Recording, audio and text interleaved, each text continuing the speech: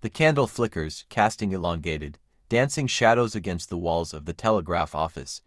It's midnight in Washington, D.C., 1862. Outside, the air is thick with the smell of humidity and the distant, metaphorical stench of gunpowder. Abraham Lincoln sits hunched over a desk. He isn't the marble giant we see today in the memorial. He is a man of flesh, bone, and crushing exhaustion. His hands, calloused from a youth spent splitting rails, are now trembling as they hold a pen. The Union is bleeding. Every telegram brings news of more sons lost, more fields burned, more hope extinguished. Before him lies the draft of the Emancipation Proclamation. To his critics in the North, he is moving to slow a cowardly politician. To his enemies in the South, he is a black Republican tyrant bent on destroying their way of life. But Lincoln knows the terrifying truth: if he signs this, there is no turning back. The war will no longer be just about territory or taxes. It will become a crusade for the soul of humanity. He stares at the inkwell. He knows that this single stroke of the pen could trigger a slave uprising, incite a foreign intervention, or lead to his own assassination.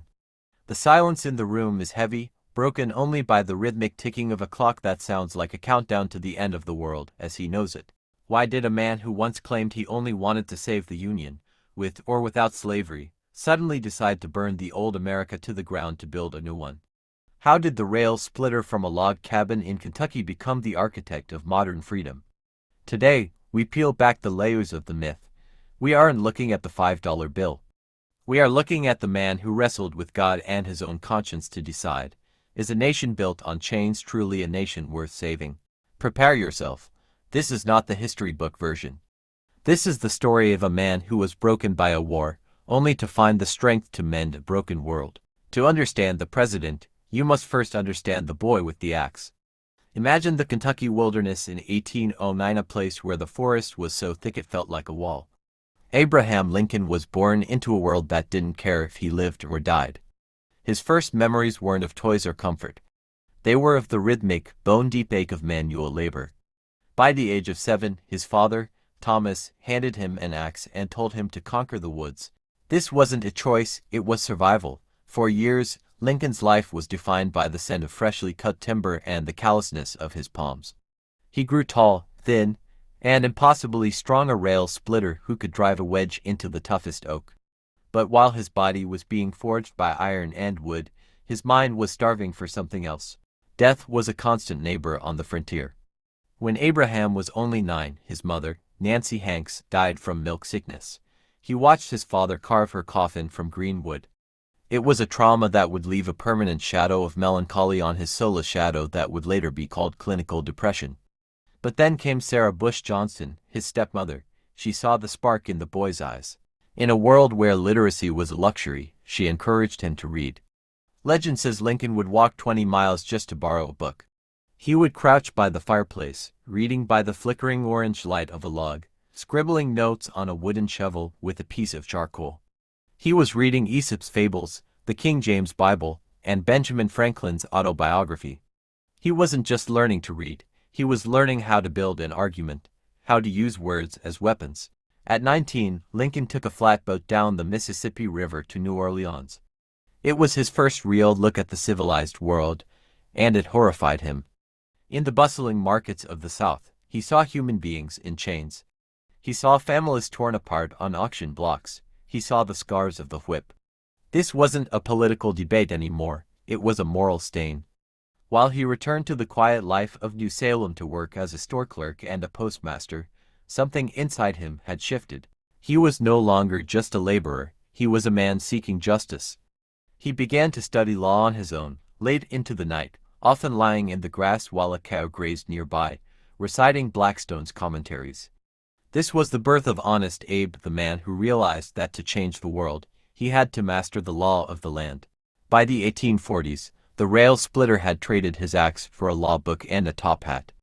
In Springfield, Illinois, Abraham Lincoln became a man of the courtroom. He wasn't the most polished lawyer, but he had a secret weapon: storytelling. He could win over a jury not with complex Latin phrases, but with folksy wisdom and an unbreakable logic that trapped his opponents like a fly in a web. But beneath the jokes and the handshakes, A dark cloud was gathering over America. The nation was expanding west, and with every new mile of territory came a burning, toxic question: would this land be free, or would it be soaked in the blood of the enslaved? Lincoln, once a man who avoided the extremes of politics, found himself unable to stay silent as the peculiar institution of slavery threatened to swallow the American experiment whole. 1858 marked the year the world truly began to listen. Lincoln challenged the powerful Senator Stephen Douglas to a series of debates that would become legendary. Imagine thousands of people standing in the dust for hours, listening to two men argue about the morality of freedom. Douglas was the little giant, a polished powerhouse. Lincoln was the long fellow, awkward, high-voiced, but sharp as a razor. It was here that he uttered the words that would haunt the South: "A house divided against itself cannot stand." He argued that the United States could not endure permanently half slave and half free. He wasn't yet calling for total abolition, but he was drawing a line in the sand. He lost the election for the Senate, but he won something far more valuable: the eyes of a fractured nation. He had become the voice of the new Republican Party. The 1860 presidential election was a powder keg. To the South, Lincoln was a radical, a destroyer of their economy and culture. To the North, he was a moderate who might just prevent a war. When the news broke that the Illinois lawyer had won the presidency without carrying a single Southern state, the fuse was lit. Before he even took the oath of office, states began to secede. He received death threats daily. He had to be snuck into Washington, D.C. in the middle of the night, disguised to avoid assassins. As he stood on the steps of the Capitol to take the oath, he looked out at a country that was already breaking apart. His message was one of peace: "We are not enemies, but friends." April 12, 1861, the first cannon fire at Fort Sumter didn't just signal a battle. It signaled the end of the world as Americans knew it.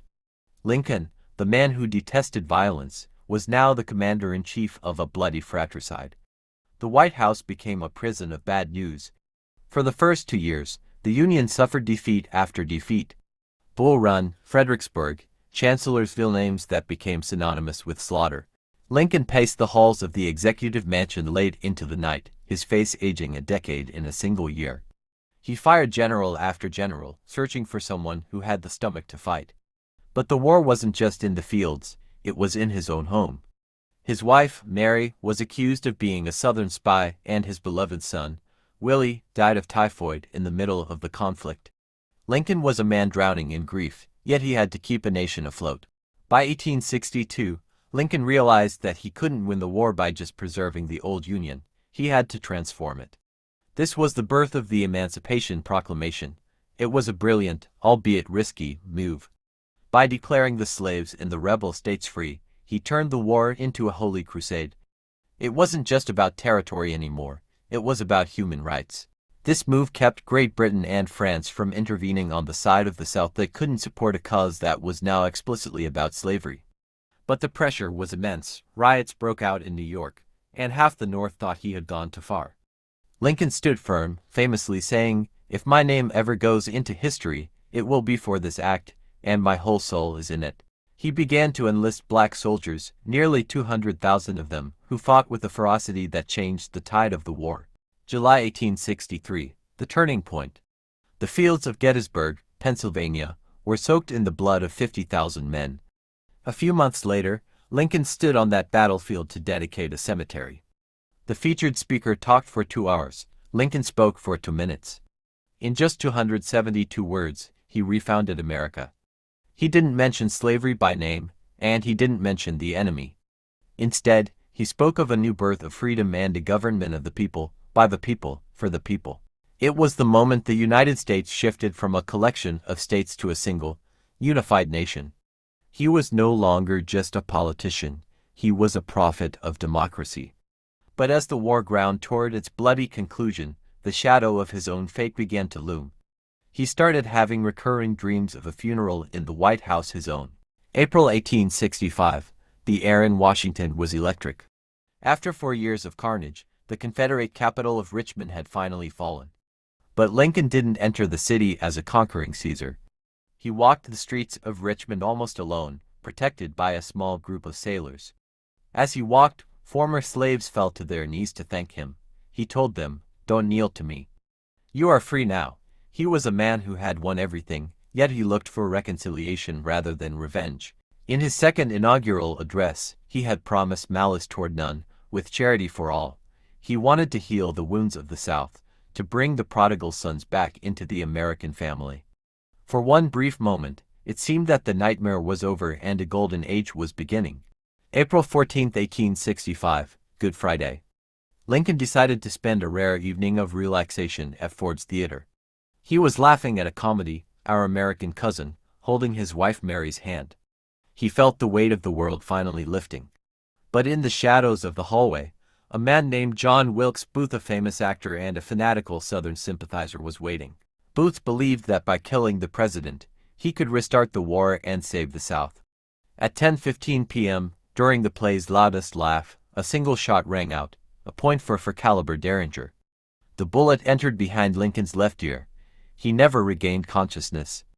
The rail splitter fell, not on a battlefield, but in a place of joy. As he took his final breath the next morning, his Secretary of War, Edwin Stanton, whispered the words that would define him forever. Now he belongs to the ages. The funeral train traveled 1,600 miles back to Illinois. 7 million people, 1/5 of the entire population, stood by the tracks to say goodbye to the man who had saved the Union. Lincoln's death didn't destroy his work. It sanctified it. He became the ultimate sacrifice on the altar of American freedom. Today, we look at his face on the penny, the $5 bill, and the massive statue in Washington, D.C., but his true monument isn't made of stone.